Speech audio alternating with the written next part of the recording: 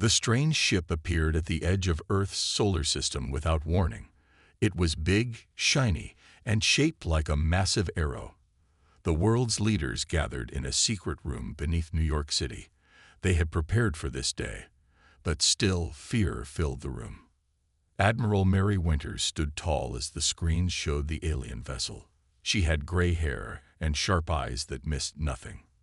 For 20 years, she had led Earth's space forces. Now she faced her greatest test. "It's happening just as we predicted," she said to the room of nervous officials. "They've arrived earlier than expected, but we're ready." President Paul Grant nodded. He was a quiet man who thought before he spoke.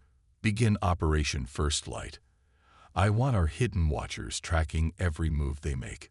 Across the solar system, small stealth satellites activated. Humans had known about the aliens for years. They had caught bits of their signals, learned some of their languages, and prepared in secret. The aliens didn't know this. They thought they were surprising Earth.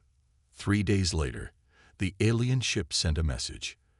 They called themselves the Galactic Council. They wanted to meet Earth's leaders. The message sounded friendly, but Mary didn't trust it. She had studied too many wars to believe that powerful strangers came with good intentions. The meeting was set for a space station orbiting Earth. Mary arrived with 5 other humans, including scientist Ben Wright and diplomat Susan Jones. The aliens sent 3 representatives.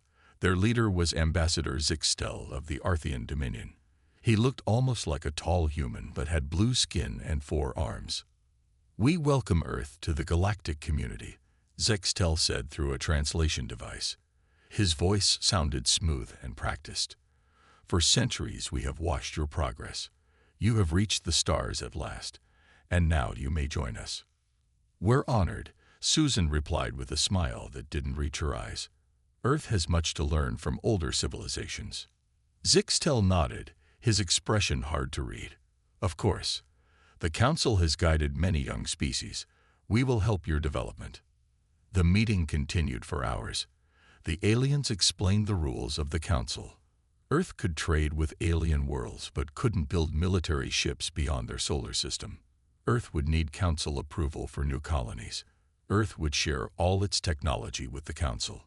In return, the Council would protect Earth from dangerous elements in the galaxy. Mary listened and said nothing. She had fought in 3 wars on Earth. She knew the difference between an alliance and a surrender. Later, back on Earth, the leaders gathered again. The president looked at Mary. "Your assessment, Admiral." "They're not allies. They're conquerors with good manners," Mary said bluntly. "They expect us to become their new servants, nothing more." Ben Wright, the scientist, nodded in agreement. "Their technology is advanced, but not as advanced as they want us to believe. I noticed gaps in what they showed us." Susan, the diplomat, tapped her fingers on the table. "They think we're naive. They think we'll be grateful for their attention." The president stood up and walked to the window. Beyond it, the lights of the city shined in the night. "Activate Phase 2. Tell John Miller to prepare the Intrepid for its mission." Mary smiled slightly. The aliens thought they were dealing with a simple, young species taking its first steps into space. They didn't know about the ships hidden in the asteroid belt. They didn't know about the colonies already established beyond the solar system using stealth technology. They didn't know that humans had been intercepting and decoding their communications for decades. Most importantly, they didn't know about Project Phantom. "We'll play along," the president said. "We'll attend their meetings. We'll act impressed by their technology. We'll ask for time to consider their generous offer." Mary nodded. "And meanwhile, we'll prepare our response." The response wouldn't be what the Council expected. Humanity had other plans. Deep in the asteroid belt between Mars and Jupiter, hidden shipyards hummed with activity. No radar could see them. No alien sensors could detect them. This was the home of Project Phantom, humanity's secret answer to the Galactic Council. Colonel Sam Harrison floated through the zero-gravity corridor. He was a tall man with dark skin and a serious face. For 7 years, he had worked on this project, away from his family, away from Earth. Today made it all worth it. Lisa Garcia met him at the airlock. She was the chief engineer, short and strong with quick hands and a quicker mind. "Welcome back, Colonel," she said. "You're just in time for the big show." Sam smiled. "How many are ready?" 50 ships, fully armed and invisible to Council tech. Lisa led him to a viewing room. Through the thick glass, Sam could see the massive ships. They were black, sleek, and deadly. "The Nightshade is your flagship. She's the best of the bunch." Sam looked at the nearest ship. It was beautiful in a cold, dangerous way. And the crews. Trained and ready. "We've been running war games for months while you were playing nice with the aliens." They walked to the command center, the large room filled with screens and busy workers. On the main screen, a live feed showed the diplomatic meeting happening near Earth. Admiral Winters was listening to the blue alien ambassador talk about peace and cooperation.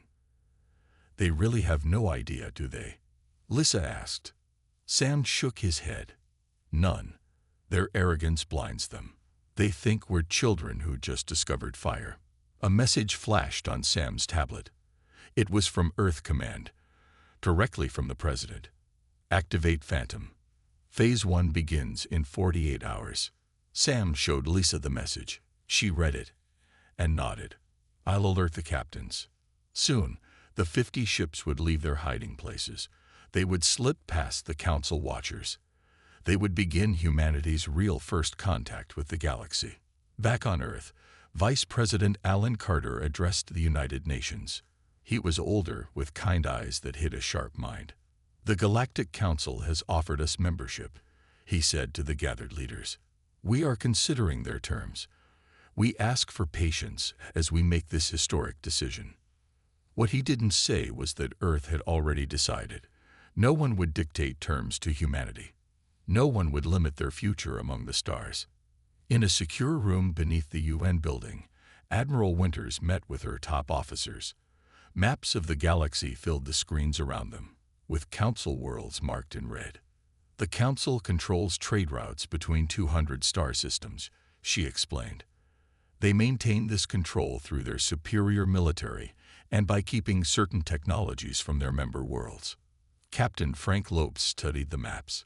"So they're not protectors. They're rulers." "Exactly," Mary said. "And now they want to rule us too." Frank pointed to several spots on the map. "These are their key military bases." Mary nodded. "Yes, and these are their communication hubs. If we're going to break their power, we need to understand their weaknesses first. And that's where Project Phantom comes in," Frank said. "First, we gather intelligence," Mary confirmed. "We learn everything about them. Their strengths, their weaknesses, their secrets. Then we make our move." Meanwhile, in space near Jupiter's moon Europa, Captain John Miller prepared the U.S. Intrepid for its secret mission. The Intrepid was Earth's newest official spaceship. The Council knew about it.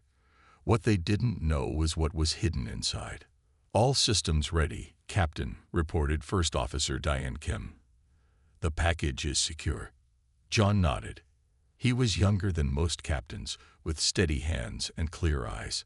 "Set course for the Proxima Centauri system.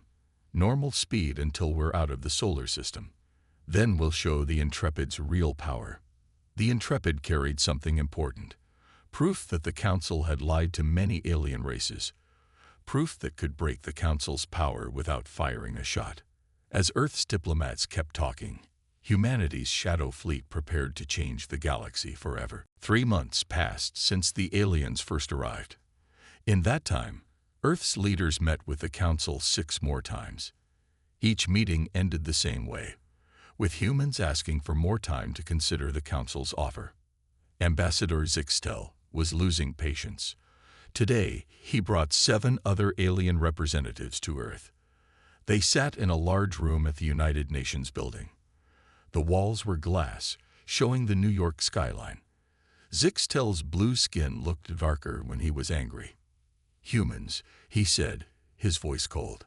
"The Council has been very patient, but that patience has limits. Across the table sat Diane Foster, Earth's diplomatic corps director. She was a calm woman with short gray hair and eyes that revealed nothing. Inside her head, a tiny computer linked her directly to Earth's military command. No one could see it. The aliens didn't even know such technology was possible for humans. "We understand your position," Diane said with a polite smile. "Earth is simply being careful. Joining your council is a big step for our people." A tall, thin alien with green scales leaned forward. He was Krell, from a world called Vex Prime.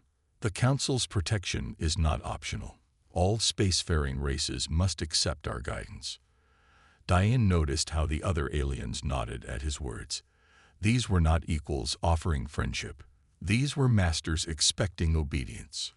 "Perhaps we could discuss specific terms," she suggested. "A final summit to settle all details. We could meet in neutral space, near Proxima Centauri." The aliens discussed this among themselves in their own language.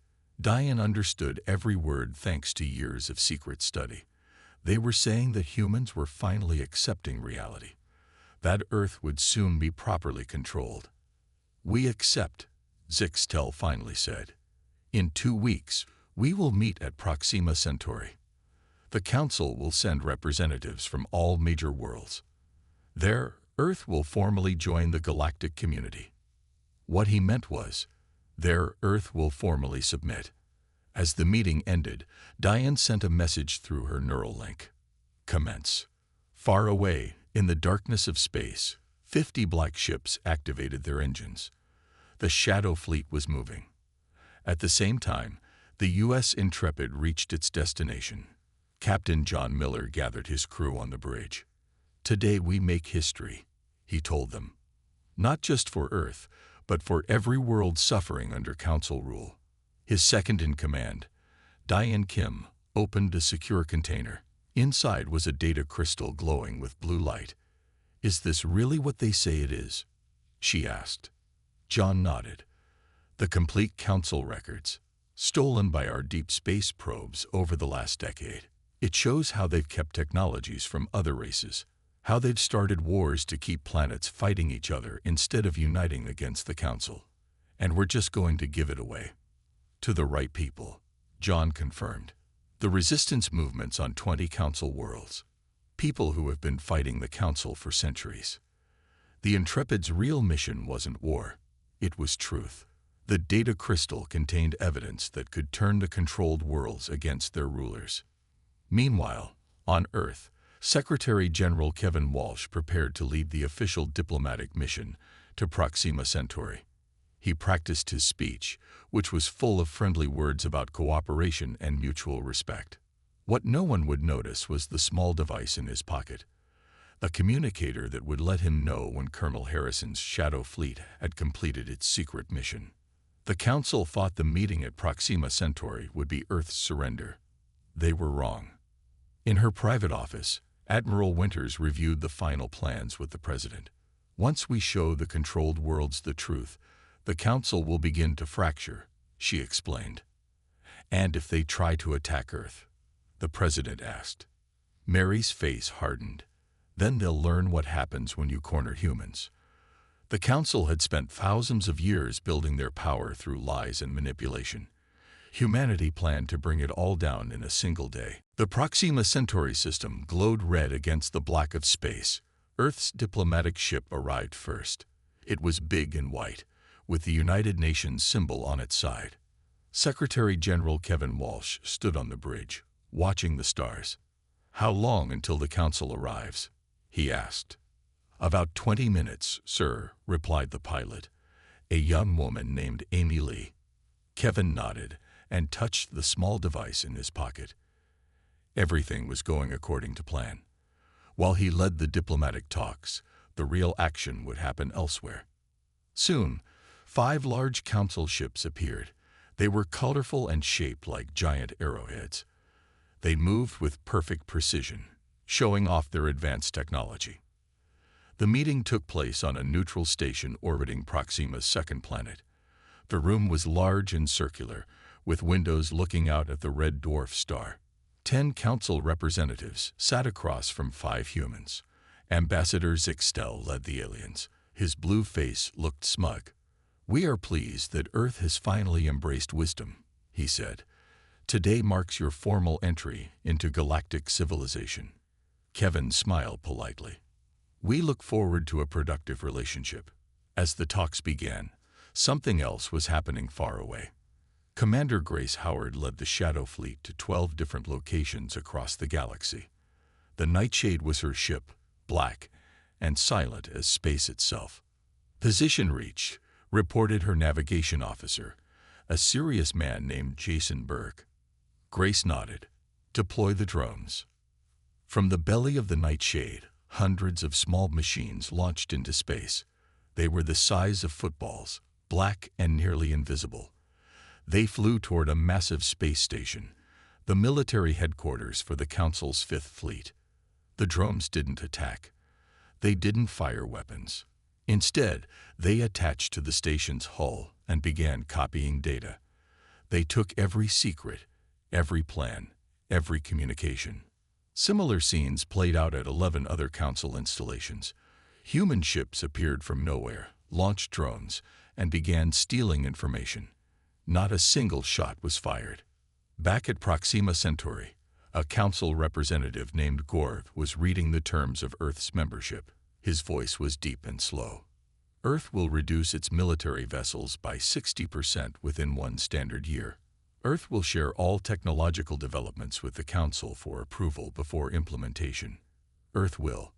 Kevin's pocket device vibrated once. The signal. He stood up, interrupting Gorv. "I need to consult with my government before we continue," he said smoothly. "Perhaps we could take a short break." Zixtel looked annoyed but nodded. 1 hour, then we must complete this process. As the humans left the room, Kevin sent a coded message back to Earth. Phase 1 complete. All targets infiltrated. Meanwhile, at a council installation near the star Sirius, Grace watched as her drones returned to the Nightshade. "All data secured," Jason reported. "No detection by Council security systems." Grace allowed herself a small smile. "Prepare for jump to the rendezvous point." The Shadow Fleet had completed its mission without the Council even knowing they were there. They hadn't come to fight. They had come to learn, to gather intelligence that would be Earth's true weapon. On Earth, in the deep underground facility called the Hive, Admiral Winters received the news. All 12 targets successfully infiltrated. Data retrieval complete. She turned to Dr. Olivia Palmer, Earth's leading expert on alien technology. "How long until you can process all this information?" Olivia thought for a moment. "With our quantum systems, maybe 6 months to analyze everything thoroughly." Mary nodded. "You have 3. While the Council believed they were bringing Earth under control, humans were learning everything about them. Their weaknesses, their secrets, their lies. At Proxima Centauri, Kevin returned to the negotiation room with a friendly expression. "Shall we continue our discussions?" he asked the waiting aliens. They had no idea that the first step in their downfall had already been taken. No shots fired. No declarations of war. Just information, flowing silently into human hands. The silent war had begun. 6 months passed. On Earth, deep beneath the Rocky Mountains, Dr. Olivia Palmer worked day and night. She had dark circles under her eyes and lived on coffee and energy bars. But she was smiling today as she faced the screen showing Earth's top leaders. "We've finished analyzing the Council data," she said. Her voice was tired but excited. "What we found changes everything." Admiral Winters leaned forward. "Tell us." Olivia pressed a button, and images filled the screens around her. Charts, maps, and alien text appeared. "The Council isn't one united group," she explained. "It's barely holding together. The 3 main species, the Arthians, Velox, and Tundra, control everything. The other 23 species are basically slaves." President Grant's eyes narrowed.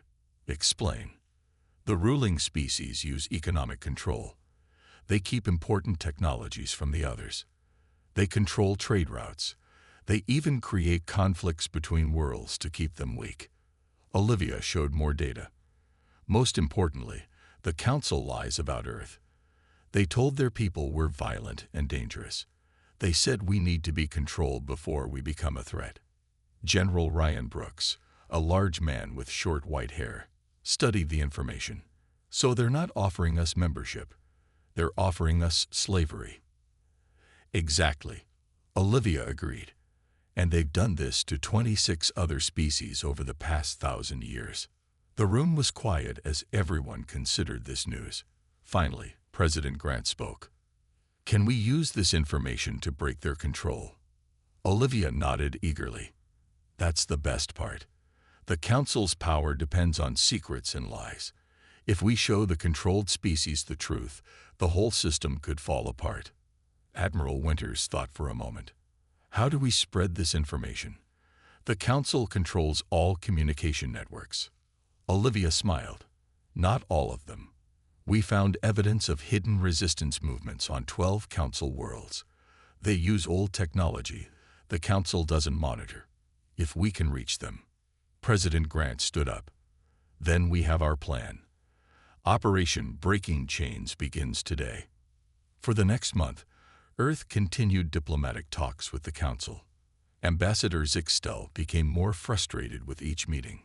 Earth continues to delay. He complained to his superiors.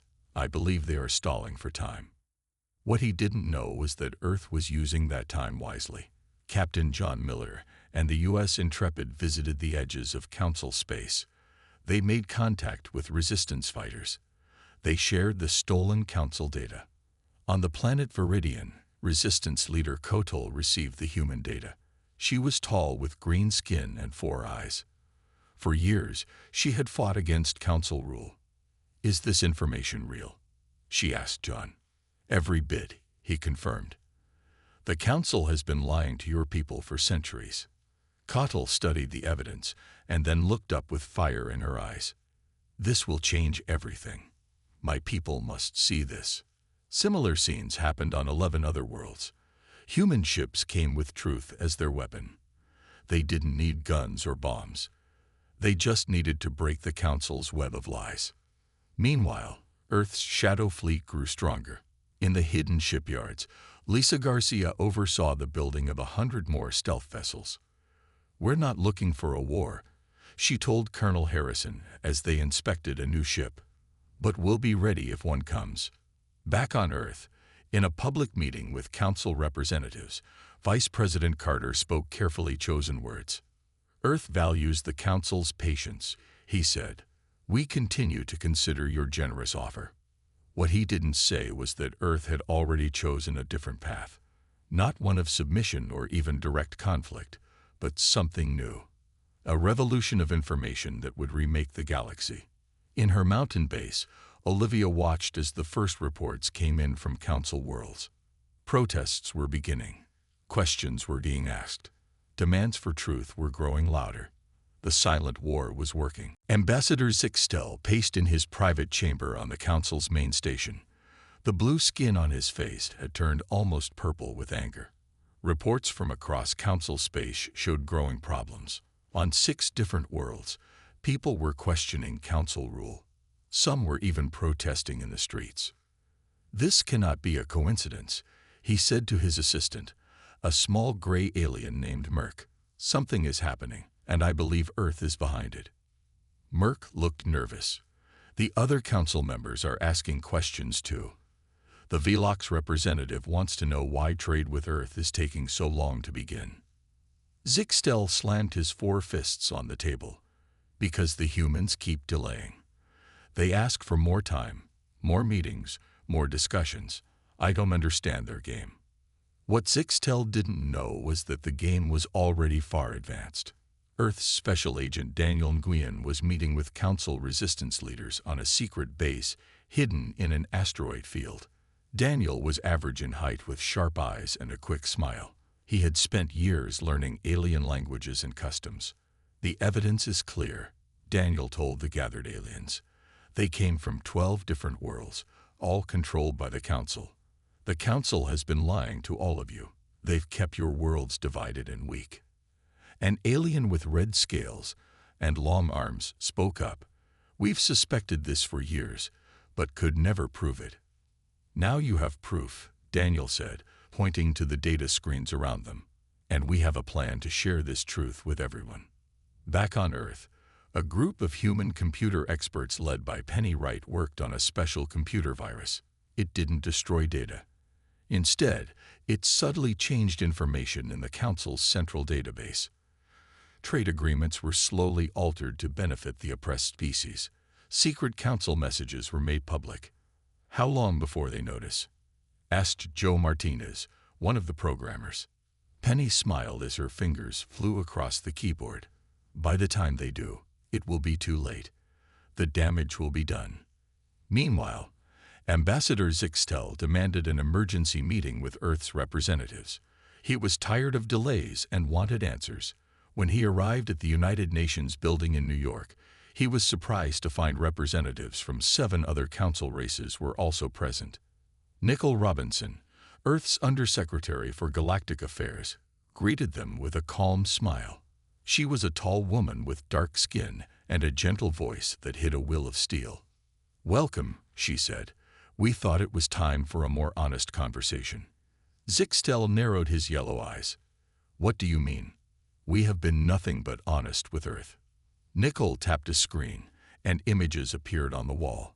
They showed secret council documents about plans to control Earth's resources. Other images showed how the council had manipulated trade between worlds to keep some planets poor and dependent. "We didn't come here to accuse," Nicole said calmly. "We simply want all parties to have the same information before making any agreements." The council representatives looked at each other in shock. The Velox representative, a tall being with 6 eyes, turned to Six telephone. "Is this true?" he demanded. "Have the Arthians been manipulating trade routes to favor our world over others?" Before Zixtel could answer, the Tundra representative, a short furry creature, jumped up. "And what about these secret meetings between Arthians and Velox? Why was my government not informed?" The room erupted into angry shouts and accusations. The 3 ruling species began arguing with each other, while representatives from the controlled worlds demanded answers. Nicole caught the eye of Admiral Winters, who was standing quietly at the back of the room. The Admiral gave a small nod of approval. The plan was working perfectly. As the council members argued, humans watched and waited. They didn't need to attack the council. The council was beginning to attack itself. On 20 council worlds, the truth was spreading. Protests grew larger. Demands for change grew louder. And in the shadows, Earth's ships waited, ready to help those fighting for freedom. The council's power, built on lies and maintained through fear, was starting to crumble. Not through war, but through truth. As the council fell into confusion and conflict, Earth revealed its true power. The Shadow Fleet, now grown to over 200 vessels, emerged from hiding. But they didn't attack the council worlds as many expected. Instead, they went to planets where people were fighting for freedom. Captain Eric Donovan led the first fleet to the planet Sindera. The people there had lived under council rule for 500 years. Now they were rising up, demanding independence. The council had sent ships to stop the rebellion. Eric stood on the bridge of his ship, the Defender. He was a young captain with red hair and steady hands. The ship's sensors showed 5 council warships preparing to attack the planet. "Take us between the council ships and the planet," Eric ordered. "Shields at maximum." His second-in-command, Linda Hall, looked worried. "Sir, we've never actually fought the council before. We don't know if our technology will hold against theirs." Eric nodded. "That's true. But we're about to find out." The Defender and 3 other Earth ships moved into position, placing themselves between the Council fleet and Sindera. The Council commander sent an angry message. "Unknown vessels, remove yourselves immediately or be destroyed." Eric responded calmly. "This is Captain Eric Donovan of Earth. We are here at the invitation of the free people of Sindera. Any attack on this planet will be considered an attack on Earth." For a long moment, nothing happened. Then the council ships began to turn away. They were not ready to start a war with a new and unknown enemy, especially with troubles growing at home. Similar scenes played out across council space. Earth ships appeared at critical moments, protecting rebels but never firing the first shot. They provided medicine, food, and technology to help free planets stand on their own. On Mars, Admiral Winters addressed the representatives of 15 formerly controlled species. The meeting room was large, with windows looking out at the red Martian landscape. Humans and aliens sat together as equals. Earth has no desire to replace the Council as galactic rulers, Mary told them. We propose a new alliance based on respect and true cooperation. An alien with blue feathers instead of hair spoke up. Why would Earth help us? What do you gain? Mary smiled. Friends, partners, a galaxy where all species can grow and develop without fear or control. She showed them Earth's proposal. It included sharing of technology, mutual defense, and open trade. Most importantly, it guaranteed that all member worlds would remain free and independent. As the meeting continued, more reports came in of Council worlds declaring independence. The three ruling species were too busy fighting each other to maintain control. On the Council's central world, Ambassador Zixtel watched in horror as the empire he had served for his entire life began to fall apart. Reports showed Earth ships helping rebellions on 20 different planets. The Council's communication network was filled with leaked secrets and evidence of past crimes. How did this happen? He asked the empty room. How did they defeat us without firing a shot? The answer was simple, though Zixtel couldn't see it. The Council's power had always depended on lies and secrets. Earth had simply brought truth to the galaxy. Back on Earth, Colonel Sam Harrison and Lisa Garcia watched a live feed showing Council ships retreating from yet another world. We did it, Lisa said quietly. The Shadow Fleet worked better than we ever imagined. Sam nodded, not because of our weapons or technology, but because we showed up when people needed help. The real victory wasn't defeating the Council in battle. It was building something new and better to replace it. Across the stars, free worlds were reaching out to each other, forming new bonds and alliances. Admiral Winters had a name for this new galaxy that was being born, the Interstellar Cooperative. Not an empire ruled by fear, but a community built on truth and mutual respect. And at its heart stood Earth, not as a conqueror, but as a founder and friend. 5 years passed since humanity first met the Galactic Council. The galaxy was a very different place now. Where once the Council ruled with secrets and fear, the Interstellar Cooperative brought worlds together as equals. On the neutral world of Altair Prime, ships arrived from 60 different planets. They came for the official founding ceremony of the new galactic order.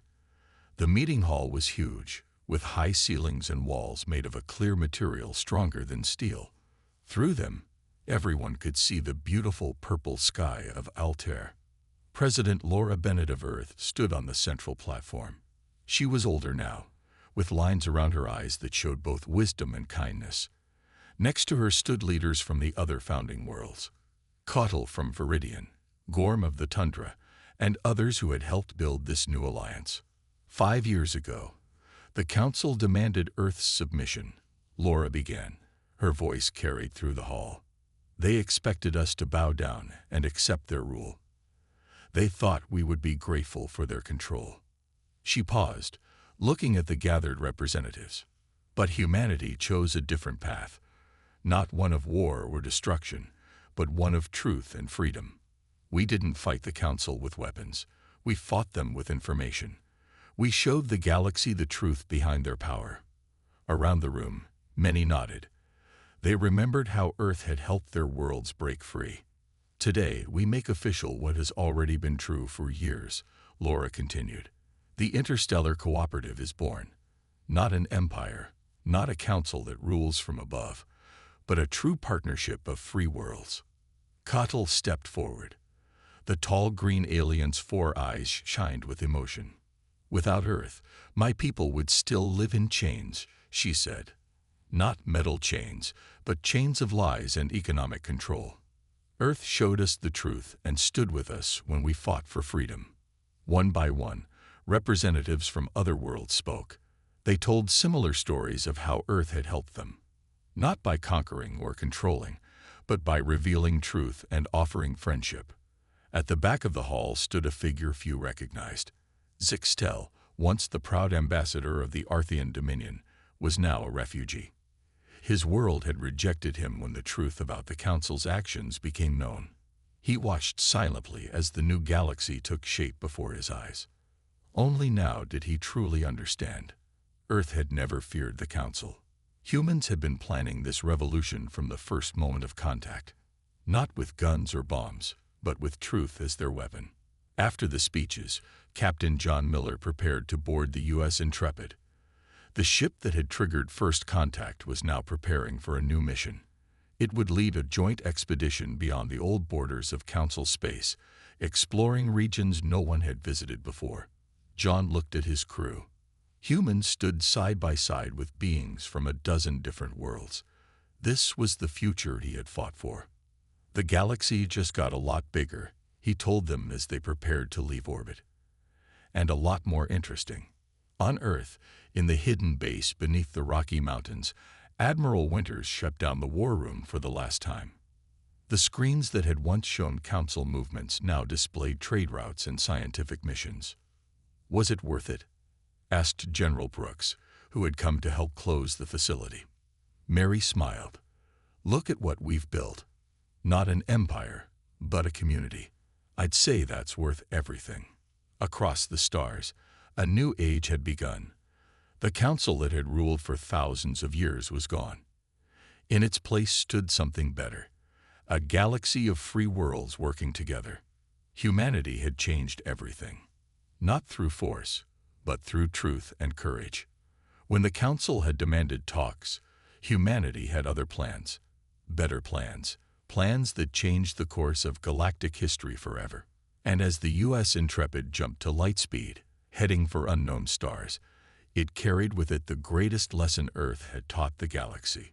True power comes not from control, but from freedom.